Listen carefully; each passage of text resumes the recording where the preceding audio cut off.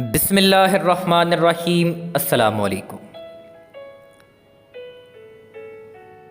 Times of राय ने आपको कल की अपनी वीडियो में पहले ही बता दिया था कि माइट बी पॉसिबल, ऐसा हो सकता है कि पीटीआई की हुकूमत आज तक कश्मीर में नहीं आई थी।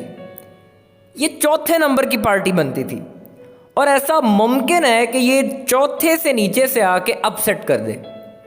और एक बात तो हमने कंफर्म की थी कि पीटीआई ये पूरा का पूरा खेल वन साइडेड करने की कैपेसिटी रखती है और इसमें बड़ी वजह थी। इस वीडियो की अहम डिस्कशन चलती रहेगी, लेकिन इससे पहले आप वीडियो को लाइक करें, टाइम्स ऑफ राय को सब्सक्राइब कर लें और बेल आइकन पर ज़रूर क्लिक करें। कश्मीरी जो हैं, आप इस बात को जहन में रखें। दो रीज़न्स टाइम्स ऑफ राय ने कल आपको बताई थी। प्लस पॉइंट भी बताया था पीटीआई का, नेगेटिव पॉइंट भी बताया था। महंगाई नहीं संभली पीटीआई से, इकोनॉमी कंट्रोल नहीं, वो सारी बात आपको बताई थी। मुईशत का सारा जो नेगेटिव एक पॉइंट बताया जा रहा था, जो नेगेटिव पॉइंट पेश किया जा रहा था कि जनाब 3 साल हो गए, मुल्क इनसे नहीं चल रहा। कश्मीरी अवाम को जो चीज़ बताई जा रही थी बाकी पॉलिटिकल पार्टीज़ की तरफ, नून लीग के जलसों में, पीपल्स पार्टी के जलसों में, वो जो बयानिया एक दिया जा रहा था सामने, वो जो रखी जा रही थी बात, उसमें आप एक बात जहन में रखें कि कश्मीरी जो अवाम है उनको महंगाई, मईशत, तरक्की, ये सब चीज़ें उतनी इम्प्रेस नहीं करती जितनी उनको आज़ादी इम्प्रेस करती है, जितनी उनको मकबूजा कश्मीर के हक़ में आवाज़ उठाना इम्प्रेस करता है। आप इमरान खान की जितनी कारकर्दगी है उसको एक साइड पे अगर रखें, अगर सिर्फ़ और सिर्फ कश्मीर के टॉपिक को देखें, तो आपको ये चीज़ माननी पड़ेगी कि अक़वाम मुत्तहिदा में दुनिया के हर फोरम में कश्मीर के इशू को उठाया गया है और जितना बूस्ट इस दफ़ा कश्मीर को किया गया, इतना पहले नहीं किया गया। तो बहरहाल पीटीआई वन साइडेड कर गई है, ये मामला पूरी तरह से निकाल के ले गई है। इलेक्शन सादा अक्सरियत से जीत गई है। 45 टोटल सीटें थी, जिनमें से 26 के करीब पीटीआई ले गई, पीटीआई निकाल गई। और टाइम्स ऑफ राय ने आपको पहले ही बता दिया था कि पीएमएलएन दूसरे नंबर पे भी नहीं आएगी, ये थर्ड पे जाएगी। और उसकी एक बड़ी वाज़ेह वजह थी कि लास्ट हुकूमत थी पीएमएलएन की, पिछली हुकूमत के अंदर राजा फ़ारूक हैदर साहब वहाँ के वज़ीर-ए-आज़म थे और उन्होंने कोई काम नहीं किया, कोई ढंग का काम उस बंदे ने नहीं किया। जितनी तरक्की, डेवलपमेंट हुई कश्मीर के अंदर, जो कोई इक्का दुक्का काम हुए भी थे तो वो इनके हुकूमत में नहीं हुए थे, वो पीपल्स पार्टी के दौर में हुए थे और इसका वो बेनिफिट ले गए।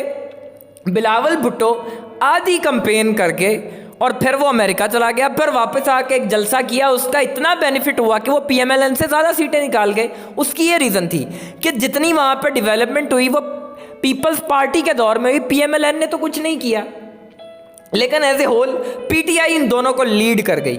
उसके बाद राजा फ़ारूक हैदर साहब, वो बड़ी प्रेस कॉन्फ्रेंस उन्होंने की और वहाँ पे क्या कहा कि उनका जी कश्मीरी कौम जो है ये ज़हनी ग़ुलाम है, ग़ुलामाना ज़हनियत इनकी निकल नहीं सकती। तो जनाब ये एक बड़ा ही थर्ड क्लास और बड़ा घटिया किस्म का एक बयान था, क्योंकि आप ये उस कौम के बारे में कह रहे हैं जो कौम पिछले 200 साल से मुस्तकिल जद्दोजहद में है। आप मुझे बताएं कि कश्मीर अवाम जो है इसने कहाँ कुर्बानियाँ नहीं दी। आप उस कौम के बारे में ये कह रहे हैं कि ये ज़हनी ग़ुलाम है, जो हुर्रियत रहनुमा रखती है, जो बुरहान वानी जैसे नौजवान रखती है, जो अपना 1 लाख शहदा को रखती है। आप उस कौम के बारे में कह रहे हैं जो कौम पिछले 150-200 साल से, खा वो डोगरा राज हो, खा वो अंग्रेज़ राज हो, खा वो मुद्दतवा हो, खा वो इंडिया के ख़िलाफ़ हो, उनके न सिर्फ जुल्म बर्दाश्त करती आ रही है बल्कि उनके ख़िलाफ़ डट के लड़ रही है। तो लिहाजा ये आपका जो बयान है बड़ा ही थर्ड क्लास है और बड़ा घटिया किस्म का बयान दिया। अब आते हैं कि नून लीग इतना पीछे रह क्यों गई। पीटीआई की जीत कंफर्म थी, ये बात तो नज़र आ रही थी, गैलप सर्वे ने भी बता दिया था और बाकी कुछ ऐसे सोर्सेज थे, कुछ ऐसे अनासर थे, वहाँ के जो एक्सपीरियंस वाले लोग थे, जो तजर्बाकार सियासतदान थे, वो भी ये कह रहे थे। लेकिन पीएमएल-एन को शिकस्त देने के पीछे एक जो वाज़े आंसर है वो आप देखें कि एक तो उनका बयानिया है जो हुकूमत मुखालिफ है, जो मुल्क मुखालिफ है, जो पाकिस्तान मुखालिफ है और जो फ़ौज मुखालिफ है। कश्मीरी जो हैं, आप एक बात वाज़े रखें, वो पाकिस्तान से बहुत मोहब्बत करते हैं। मकबूजा कश्मीर में आज भी अगर कोई शहीद होता है तो वो उसकी जो जस्द खाकी होता है उस शहीद का, उसको आज भी वो सब हिलाली परचम के अंदर लपेट के दफनाते हैं। तो ये चीज़ दिखाती है कि पाकिस्तान के साथ वो कितनी अकीदत रखते हैं, पाकिस्तान के साथ कितनी मोहब्बत रखते हैं। तो आप उसी कश्मीरी अवाम के सामने अगर एंटी पाकिस्तान बातें करेंगे, एंटी आर्मी बातें करेंगे, तो फिर आप ये ना समझें कि वो आपको बड़ी फूलों की सेज पेश करेंगे। वो आपके ख़िलाफ़ देंगे, आपके बयानिए को दुत्कारेंगे, आपके बयानिए को रिजेक्ट करेंगे। दूसरा जो फैक्टर आया कि पिछले दिनों कि नवाज शरीफ साहब ने मुलाकात की अब्दुल्ला मुहिब से। कश्मीरी पाकिस्तान से जितनी मोहब्बत करते हैं, इतनी नफ़रत वो हिंदुस्तान से करते हैं। और ये बात किसी से ढकी छुपी नहीं है कि मोदी जो है, जितने जुल्म उसने कश्मीर पे ढाए हैं, इतने शायद ही इंडिया की तारीख़ में किसी और वज़ीर आज़म ने ढाए हों।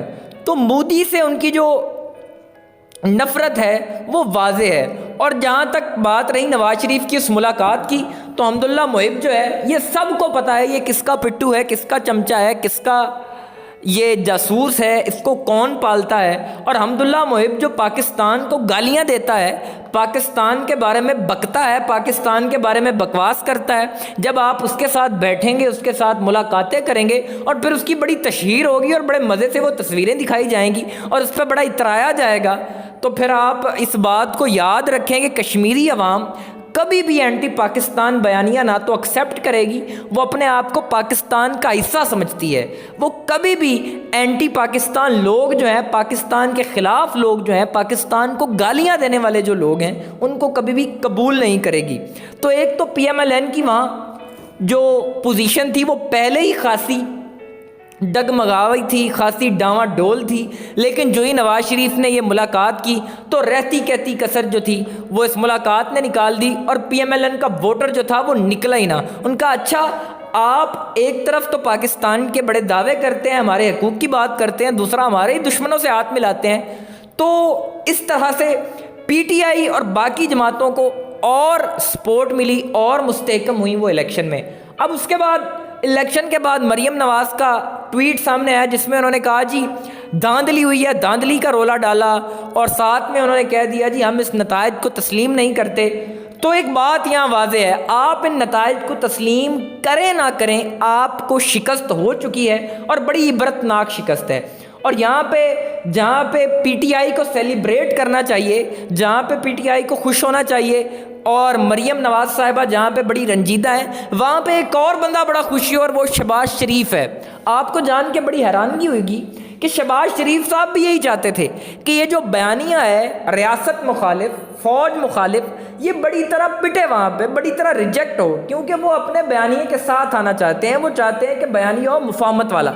अगर कहीं मुफाहमत वाला बयानिया लेके जाया जाता इस इलेक्शन में तो शायद कहीं पीएमएल-एन की सूरत हाल बेहतर होती, वो शायद इस इलेक्शन में दूसरी बड़ी जमात बनकर सामने आती।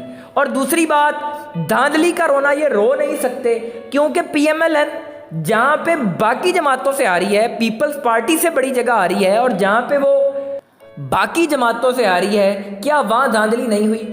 अब ये धांधली का रोना रो नहीं सकते, ये बड़ी बुरी तरह फंस चुके हैं, ये अपनी बातों के अंदर आ चुके हैं। लेकिन बहरहाल कश्मीर ने अपना मुस्तकबिल कप्तान के हाथों थमा दिया है। टाइम्स ऑफ राय को सब्सक्राइब करना मत भूलें, वीडियो को लाइक करें, शेयर करें और कमेंट सेक्शन में अपनी राय का इजहार ज़रूर करें।